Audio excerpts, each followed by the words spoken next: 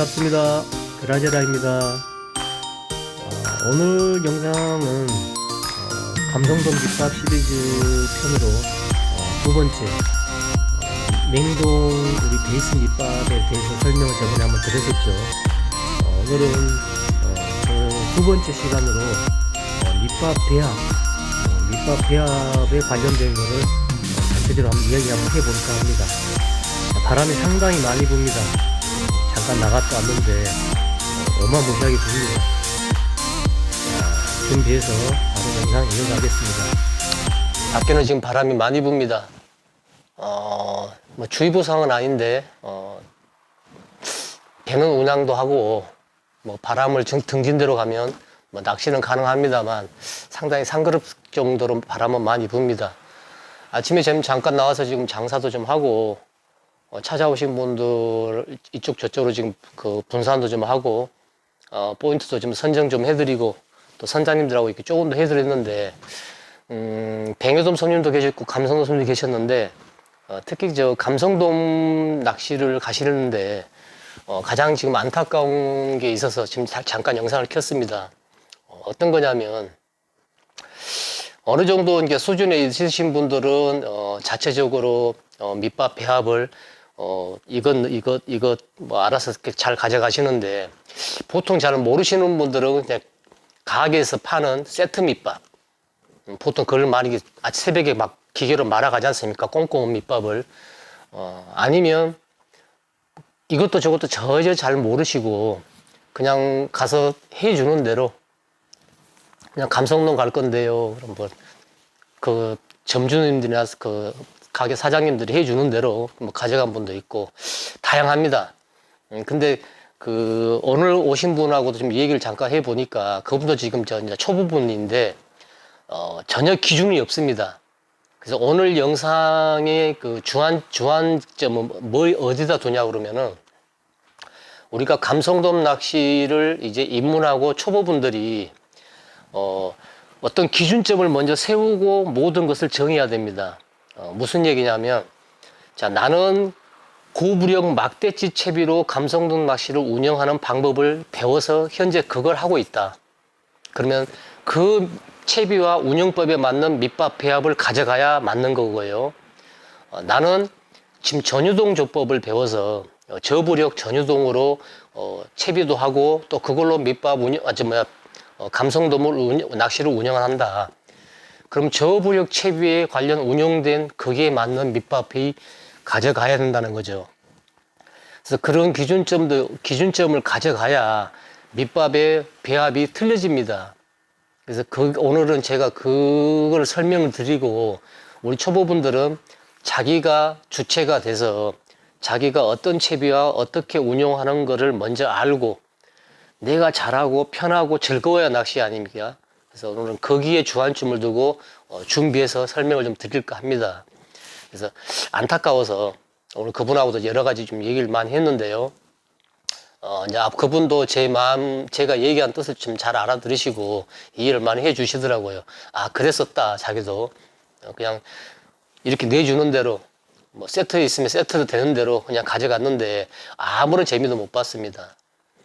그래서 새벽에 특히 출조를 하신 분들은 저렇게 꼼꼼한 밑밥 기계에 그냥 반강제로 그냥 기계로 부셔가지고 얼음덩이로 가져가시는 거는 제가 하던 밑밥은 저 베이스 밑밥으로 깔 때는 냉동시켜서 바다의 수면에 떨어져서 천천히 풀려서 효과를 본다고 그랬지만 실제적으로 사용할 수 있는 아침에 쓰는 밑밥은 그렇게 돼가지고는 전혀 무용지물입니다. 얼음덩어리죠. 그래서 그런 게 안타까워서 오늘은 이런저런 밑밥 배합에 대해서 우리 입문자분들의 기준점에 맞춰서 좀 설명을 좀 드려야 될 것 같습니다. 그래서 보듯이 지금 크릴 몇 장을 지금 앞에 깔아놔 봤습니다. 지금 여기 같은 크릴은 지금 완전히 꽁꽁 거 네, 그냥 벽돌처럼 단단히 얼어서 완전 해동이 안 된 겁니다. 그 다음에 우리가 미끼로 쓰는 미끼용 크릴 이것도 지금 얼음붓이라 그대로 있죠.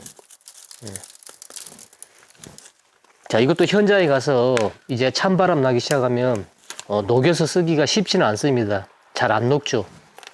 이런 것은 출조점에 그 요즘에 그 뭡니까 해동시키는 거, 예, 거기다 잠깐 녹여서 뭐 한 2, 3분 동안 녹여서 가져가도 되고, 그렇게 해도 좀 덜 녹으니까 운전석 앞에 히터에 약간 녹이십시오. 그 다음에 두레박, 현장 가면 두레박에 또 물 떠서 담그는 방법도 있고 하니까 최대한의 녹여서 쓸 수 있을 어떤 방법은 택해야 됩니다.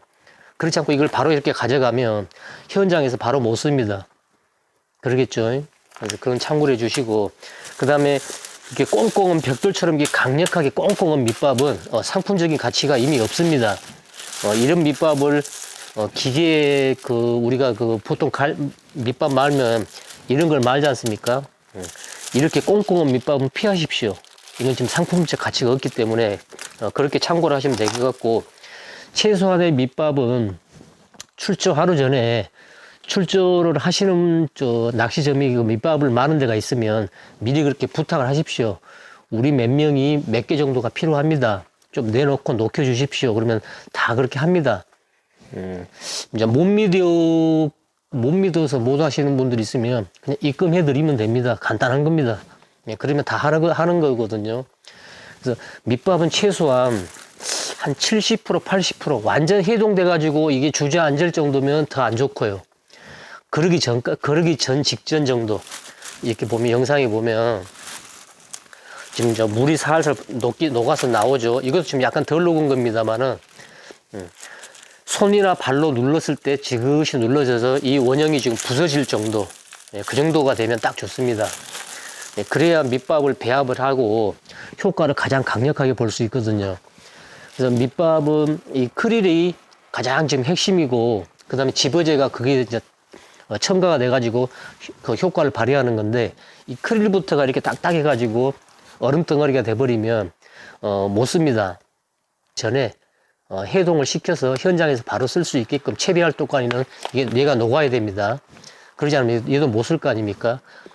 그래서 그런 쪽에 설명을 한번 드렸으니까 크릴은 가급적 출조하기 전에 미리미리 준비해서 최대한 녹힌 크릴을 쓰자. 그리고 지금 그 밑밥을 배합하실 때 그렇습니다. 제 경험인데, 모든 밑밥은 이 크릴을 사용하다 보니까, 또 얼린 크릴을 사용하다 보니까 잘 녹였든 그렇지 않았든 물이 조금씩 생깁니다. 즉 바닥에는 물이 좀 생겨가지고 낚시 마지막에는 항상 질척질척 할 때가 있습니다. 그래서 그 팁을 하나 드리면, 밑밥 배합 전에 잘 녹여서 버무려서 붓든 아니면 기계에서 막 말아서 그렇게 가져가든 어떤 방법을 쓸 거 아닙니까? 그러기 전에 집어제 하나를 딴 다음에 집어제의 한 3분의 1 정도, 3분의 1 정도를 이 밑밥통 밑에 그냥 까십시오. 이렇게 부어서 3분의 1 정도를 쫙 깐 다음에 고르게 싹 펴 주십시오. 그 다음에 밑밥을 개서 그대로 부으면 됩니다. 그러면 이 집어제가 밑에 흐르는 그 수분, 물기를 이게 많이 흡수를 해버립니다. 즉, 본 밑밥과 버무려서 죽이 되는 것을 얘가 방지를 해줄 겁니다. 그러니까 나중에 보면, 괜찮구나, 이런 걸 느낄 때가 있을 겁니다. 그래서 출조하기 전에 밑밥 배합을 할 때 집어제를 따서 밑밥통 바닥에 한 3분의 1 정도를 쫙 깔아서 평평하게 하고 난 다음에 밑밥을 부어 보십시오. 물이 새는 거를, 죽이 되는 거를 많이 방지가 됩니다. 이거는 제가 현장에서 많이 경험했던 팁이기 때문에 우리 초보분들은 모르실 겁니다. 꼭 집어제 가루를 골고루 편 다음에 사용 한번 해 보십시오. 자, 집어제가 지금 보통 이게 두 종류로 나옵니다. 어떤 회사든 간에 건식이 있고 습식이 있습니다. 많이 들어보셨을 거 아닙니까? 자, 건식은 뭐고 습식은 뭐냐, 뭐 큰 차이는 없습니다. 이 습식 집어제는 우리가 지금 가장 편안하게 흔하게 쓸 수 있는 그런 제품입니다. 그다음에 숙성도 좀 좋게 좀 잘 되고 하는데, 이제 뭐가 문제점이냐면 제가 아침에 잠깐 설명드린 우리가 기계에서 말아서 아직 해동이 좀 덜 된 밑밥을 사용할 경우에 이 습식 집어제를 쓰게 되면은 우리가 처음에 가서 이제 현장에서 박칸을 열고 밑밥통을 열은 다음에 얼음이지 않습니까? 아무리 기계에서 간다 하더라도 잘 녹지 않습니다. 그래서 이것을 바로 쓰기 위해서는 일단 얼음등은 최대한 부숴야 되고 그 다음에 물을 좀 부어야 됩니다. 박칸에. 그래서 좀 이렇게 배합을 반죽을 다시 좀 해야 되겠죠. 왜냐하면 주걱에서 날아갈 정도는 돼야 되니까. 그래서 그러다 보면 이 습식 집어제를 쓰다 보면 단점이 처음에는 그나마 배합을 해서 이제 썼습니다. 몇 주걱은 써서 한두 시간 됐으면 이제 서서히 녹기 시작합니다. 밑에 끝까지. 그러다 보면은 이 습식 집어제를 쓰다 보면 질퍽질퍽하죠, 이제. 그럴 타임이 옵니다. 그러면 이제 집어제를 한 여분으로 갖고 다니다 보면 좀 더 추가해가지고 질척함을 잡아주면서 하면 되는데, 습식 집어제가 이제 그런 거를 잘 조절을 해야 됩니다. 자기가 알아야 된다는 얘기죠. 이게 습식 집어제인지 건식 집어제인지, 그 다음에 내 밑밥이 해동 상태가 어떠는지, 완전히 벽돌처럼 꽁꽁 온 걸 기계에서 강 반지를 부숴가지고 습식 집어제를 2봉지를 말아서 간 건지, 이걸 모르는 상태에서 가다 보면 아침에는 이게 얼음덩어리가 돼가지고는 주걱으로 날아가지도 않고 바람에 날려버리고, 또 쓰려고 물을 좀 부어서 하다 보니까는 실질적으로 이제 9시, 8시 되면 좋은 또 타임이 오는데 그때는 아직 죽이 돼서 질척거려서 못 쓰게 된다든지 그런 경우가 허다하게 발생됩니다. 그래서 자기가 쓰고 있는 집어제가 어떤 것인지, 그 다음에 내가 오늘 썼던 이 크릴의 냉동 상태가 어떤지, 그래서 그 냉동 상태에서 수분이 어떻게 빠져나올 것인지를 다 계산을 해야 됩니다. 그래서 밑밥 배합이 어렵다는 거죠. 그래서 오늘은 그래서 그 시간을 좀 갖는 게 전체적으로 이 일을 하고 내가 거기에서 기준점을 어디에 가져갈 것인지를 알아야지만이 이 밑밥 배합이 성공적으로 되고 또 그날 또 당일 재밌는 낚시도 할 수 있는 거거든요. 그래서 습식 집어제는 이제 그런 거고, 건식 같은 경우에는 습식보다는 쉽게 말하면 집어제의 수분 성분이 좀 적은 겁니다. 건식 성분은 수분이 조금 있는 거고요. 그렇게 생각하면 쉽죠.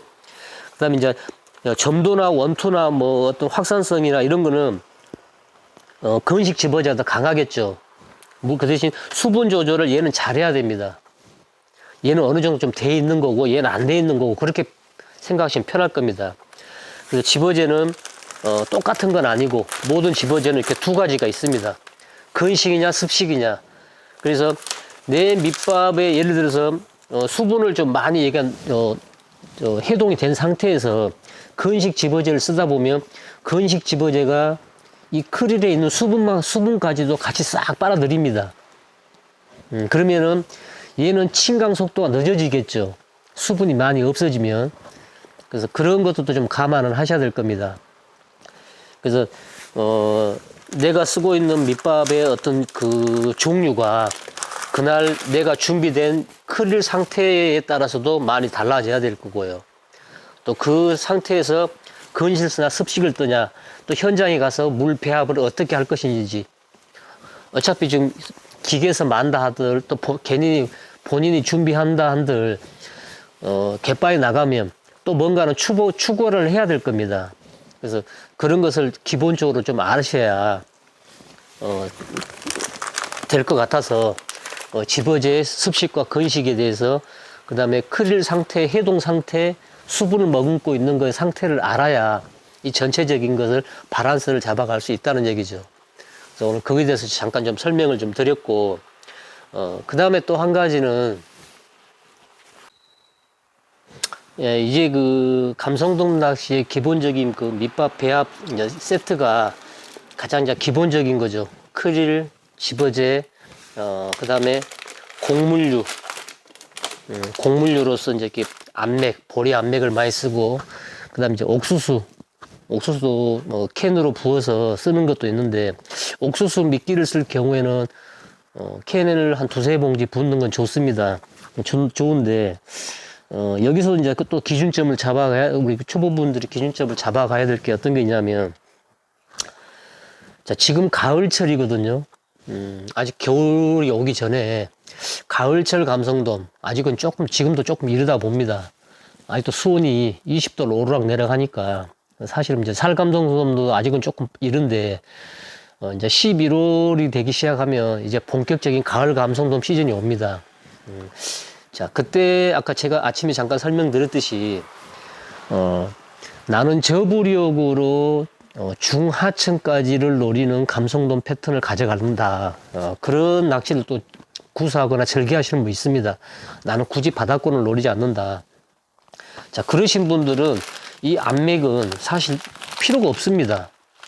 안맥이라는 거는 뭐 시각 효과도 있고 뭐 노리고 뭐 여러 가지 이야기는 많이 합니다만 결국 잡어층을 뚫고 내려가서 바닥에 깔리는 제품입니다. 안맥이 옥수수도 마찬가지지만 모든 곡물류가 다 거의 그렇거든요. 먹어봐야 미세한 이런 알갱이 같은 것들은 잡어들이 먹을지 모르겠지만 어차피 크릴에 먹는다고 정신이 없어서 얘네들은 다 통과가 됩니다. 그래서 이런 안맥은 바닥권을 노릴 때는 또 바닥권에 있는 감성돔을 노릴 경우에는 곡물류가 꼭 필요하겠죠. 근데 실제적으로 지금 가을 감성돔은 10m 기준이면 7m, 8m에서 입질을 많이 합니다. 실제 낚시해보면 어쩔 때는 5m, 6m까지도 올라오는데 중하층을 노려가지고 감성돔을 노리고 저부력으로 전유동으로 하시는 분들은 집어제와 크릴만 써도 됩니다. 또 그게 더 훨씬 더 효과적입니다. 자, 안맥이 좋다 해가지고 보리 안맥 뭐 넣고 크릴 넣고 집어제 넣고 다 넣어가지고 전유동 낚시를 한다. 결국 한두 마리는 잡을 수 있겠습니다만은 시간이 지나면 지날수록 어차피 크릴은 잡어들한테 많이 따일 거고 상층에 2m, 3m, 4m 내려오면서 잡어들한테 거의 따일 거고 결국 내려오는 거는 집어제와 곡물류인데 자, 감성돔 입장에서는 뭘 먹으러 갑니까? 자, 바닥에 있는 먹을 거는 얘밖에 없지 않습니까? 자, 얘를 먹기 위해서 바닥으로 내려갑니다. 그러겠죠? 그러면 내 채비는 결국 7m, 8m 중하층 또는 그 중상층을 넘나들면서 감성돔 입질을 받기 위해서 채비를 그렇게 했는데 전유동으로 밑밥은 언밸런스가 돼가지고 곡물이 들어가다 보니까 바닥으로 점점 내려가서 바닥에 곡물류가 쌓이고 감성돔은 집어가 몇 마리가 모여 있는데 위를 보니까는 크릴은 없고 먹을 만한 것은 곡물밖에 없어서 결국 떠 있다가 내려가죠. 이렇게 이제 내려가서 이제 안 떠올라옵니다. 그래서 내가 하고자 하는 채비 운영법이 전유동이고 또 중하층을 노리고 살감성돔을 가을에 노리는 그런 패턴의 운영법이라면 내 집어제는 이렇게 빼야 됩니다. 곡물에서 곡물은 빼고 집어제와 크릴만 가지고 낚시를 하셔야 됩니다. 그게 맞는 거죠. 그게 맞는 거고 자, 반대로 나는 바닥권만 철저히 노린다. 바닥권만 철저히 노린다 했을 때는 자, 소량의 밑밥, 크릴 그 다음에 요즘에는 크릴을 잘 쓰지 않는 추세입니다. 요즘에 또 기타 첨가물들이 많이 나오지 않습니까? 그래서 그런 첨가물들을 차라리 더 쓰고 크릴은 빼고 집어제와 곡물류와 또 그런 첨가물을 한두 개 더 해서 우리가 그 점도를 높여버리죠. 그 다음에 뭐 원투력이나 확산성 같은 것들은 크게 요구하지 않습니다. 그냥 점도를 높여버리고 침하력. 그래서 빨리 욱 7m, 8m까지 욱 내려서 거기서 천천히 퍼지면서 바닥에 쌓여서 바닥에서 집어를 시켜서 거기서 잡아내고 또 바닥권에서 조류를 따라가서 멀리 있는 고기들을 차라리 불러들여서 잡는 패턴으로 가지 중층, 상층에 있는 그 잡어층들을 빨리 통과하기를 원합니다. 바닥층을 노릴 경우에는 크릴 쪽은 뭐 거의 조금 내지는 거의 배제하다시피 해버리고 이렇게 가져가죠. 곡물류하고 집어제로만 그런 패턴으로 또 운영을 합니다. 그러면은 그 수심층만 찍어서 곡물류가 쌓여있는 그 수심층만 찍어서 잡아낼 수 있는 패턴, 즉 고부력만 뭐 중층, 상층 필요 없지 않습니까? 빨리 내려서 순간 속공으로 빨리 내려가지고 이 곡물류가 쌓여있는 수심층만 바늘에 찍으면 되는 거죠, 수심이. 그러면 빨리 잡을 수 있는 거죠. 그 다음에 지속적으로 집으면 되면 이제 거기서 계속 속과 내기만 하면 되는 겁니다. 그래서 내 패턴의 채비와 운영법이 어디에 가 있느냐, 거기에 따라서 곡물을 넣느냐, 그 다음에 크릴을 넣느냐, 그런 차이점이 굉장히 틀려지겠죠. 그래서 오늘 설명을 드리는 주안점은 저부력 전유동으로 낚시를 하는데 곡물류는 적합하지 않다. 그걸 말씀을 드리는 거고요. 물론 저부력으로 해서 나는 바닥층까지도 철저하게 한다 그러면 뭐 그때는 얘기가 달라지겠지만, 보통 지금 가을철 감성돔은 노리시고 가실 경우에는, 또 그 채비로 하고 가실 때는 이 곡물류는 배제를 하십시오. 처음에 한두 마리는 재미 볼 줄 모르겠지만 시간이 지남에 따라서 입질이 없습니다. 다시 바닥권을 노려야 되거든요. 그럼 저부력으로 할 필요는 굳이 없지 않습니까? 그래서 그런 그 채비 패턴의 운영법을 밑밥 배합과 같이 밸런스가 맞아야 됩니다. 그 설명을 좀 드리려고 했고, 충분히 이해가 좀 됐을 거라고 봅니다. 그래서 이 크릴 같은 경우에도 이제 우리가 그 밑밥용으로 가장 많이 쓰는 건데, 실질적으로 이 크릴은 바닥권에서는 이 크릴이 침강해서 바닥권에 깔려서 낚시한다는 것은 힘듭니다. 그래서 제가 뭐 저번에도 설명드리신 그 냉동 베이스 밑밥으로 바닥권에서 미리 형성을 시켜놓고 집어를 불러들이는 그런 역할을 할 수 있는 것을 한번 설명드렸는데, 실제적으로 이제 크릴과 곡물을 쓰는 이 세 가지를 자기가 하선하는 포인트에 따라서, 자기가 또 자주 가면 잘 알겠지만 그렇지 않은 경우에는 굉장히 선택하기 힘듭니다. 특히 우리가 겨울 감성돔이나 가을 감성돔에 수심이 얕은 여봤지요. 뭐 한 5m, 6m의 선장님이 거기에 나를 내려줬다. 잘 되니까요. 그런데 이는 곡물을 밑밥에 지금 잔뜩 썼단 말입니다. 준비를 미리미리 해갔기 때문에 뭐 크릴 2장에 집어제 2장에 뭐 옥수수 2캔에 보리 막 3개 5개, 남들이 그렇게 하니까 가져갔습니다. 이렇게 밑밥을 미리 그렇게 말아갔죠. 근데 그런 실제적인 이제 그런 여밭에 딱 내렸어요. 아, 여밭하고 이 밑밥 배합하고는 전혀 맞지 않죠. 그렇게 얕은 수심의 여밭에서는 이런 곡물류가 필요 없습니다. 뭐 쉽게 말하면 목줄 3m면 원줄 1m만 가라앉으면 바로 바닥이지 않습니까? 그러죠? 그래서 그런 포인트의 차이에 따라서 또 이 곡물을 써야 되는지 안 써야 되는지도 또 차이가 또 틀립니다, 이게. 그래서 저는 그럽니다.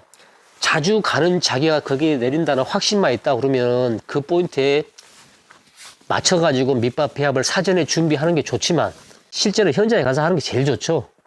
크릴 이렇게 녹힌 거 비닐봉지에 한 3봉지 싸고 집어제 2개 넣고 곡물류 깡통 그 다음에 옥수수 넣고 이렇게 가서 배합을 하지 않고 현장에 내려서 수심을 보고 그 다음에 조류 속도 세기를 보고 여러 가지 현장에서는 많은 틀리지 않습니까? 그 다음에 포말 지역인지 너구리 있는지 없는지, 그 다음에 입질하는 데가 선장님 말대로 좀 멀리 원투를 쳐야 된다는지, 발 앞에서 문다는지, 뭐 속주로가 강하다든지 여러 형태가 많습니다.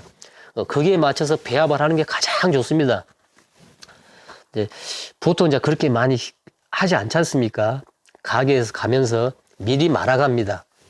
그러다 보니까 실패하고 낭패를 보는 경우가 많습니다. 이제 곡물이 없어야 잘 되는 건데 곡물을 잔뜩 이미 준비해서 말았다든지 뭐 하나씩 또 골라내기도 힘들고, 또 크릴을 많이 썩지 않고 곡물만 많이 하는 게 좋은데 크릴이 많이 들어갔다든지, 그래서 그런 게 참 힘듭니다.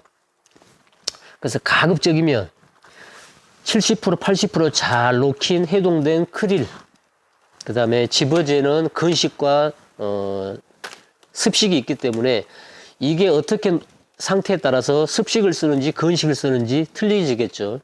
아까 설명 한번 제가 드렸지 않습니까? 그 다음에 내 낚시 패턴, 패턴이 저부력으로 중하층까지만 노리는 그런 조법을 쓰는 경우에는 곡물은 배제한다, 쓰지 않는다. 그다음에 바닥것만 노리기 위해서는 크릴의 양을 좀 줄이고 집어제 양이나 이런 곡물류를 좀 늘려서 점도를 좀 높이고 원투력과 확산성, 침하력 이런 걸 좋게 하기 위해서는 곡물류와 집어제 쪽으로 좀 더 중점을 둔다.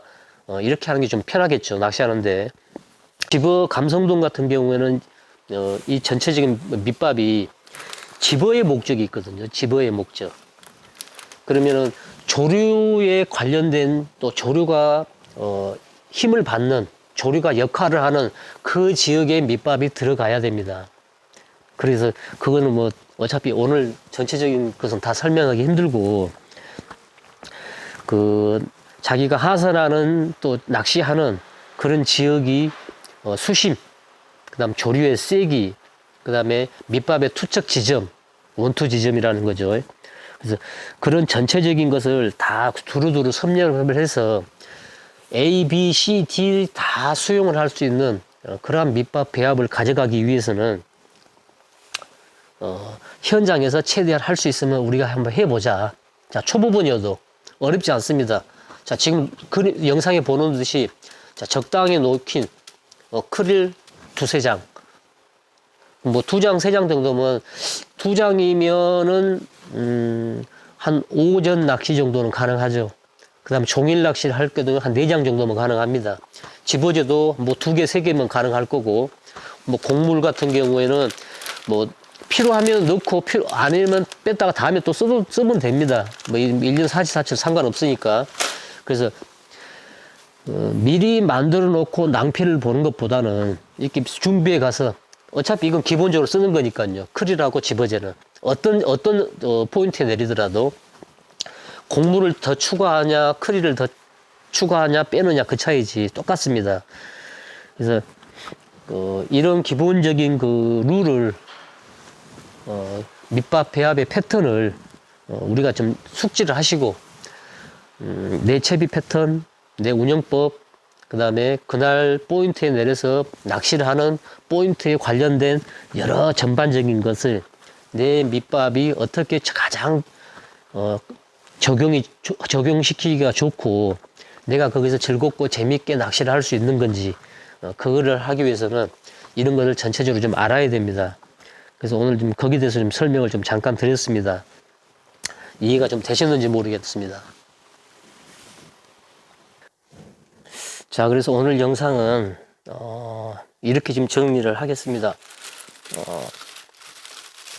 자, 크릴 밑밥은 최대한 해동을 해서 편하게 낚시할 수 있게끔 준비를 사전에 하자. 즉 내일 출조면 오늘 저녁 때 퇴근하고 가면서 미리 사놓습니다. 그래서 트렁크에 밑밥통에 이렇게 집어넣으면 되죠. 뚜껑만 살 열어놓으면 밤새 쓰기 좋게 딱 녹습니다.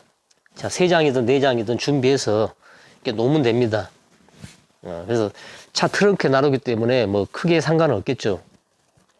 그 다음에 집어제와 곡물과 필요한 것들을 또 다른 데 비닐봉지에 싸서 그날 쓸 수 있게끔 당일날 이렇게 준비를 해가지고 가급적이면 현장에 가서 배합을 좀 하자. 그런 얘기입니다. 정 어쩔 수 없으면 아까 말씀드린 데는 그걸 염두에 둬서 배합을 하면 되겠지만 감성돔 밑밥 배합은 내 채비와 바란스가 맞아야 된다. 그 다음에 현장에 또 바란스가 맞아야 된다. 그게 가장 주안점입니다. 그래서 그 전체적인 것은 쭉 설명을 드렸기 때문에 영상을 보시고 감성돔 밑밥 배합은 오늘부터라도 다음 출조부터라도 그럼 나도 이렇게 한번 해보자. 그게 전달되는 게 저는 가장 큰 목적이 있습니다. 그래서 여러 몇 가지 그 초보분들을 좀 보니까 좀 안타까워서 오늘 이렇게 영상을 잠깐 켜가지고 좀 설명을 좀 드렸으니까 밑밥 배합을 사전에 좀 꼼꼼하게 준비해서 굉장히 중요한 겁니다. 감성돔 낚시에서는 출조하고 채비하고 그런 게 중요한 게 아니고 이게 제일 중요합니다. 그래서 제일 중요하니까 제일 신경을 써야 됩니다. 또 정성도 들어가야 되고 그냥 가다가 뭐 기계에서 말을 좀 가져가지 뭐 이런 분들은 제가 봤을 때는 특별한 재미를 못 봅니다.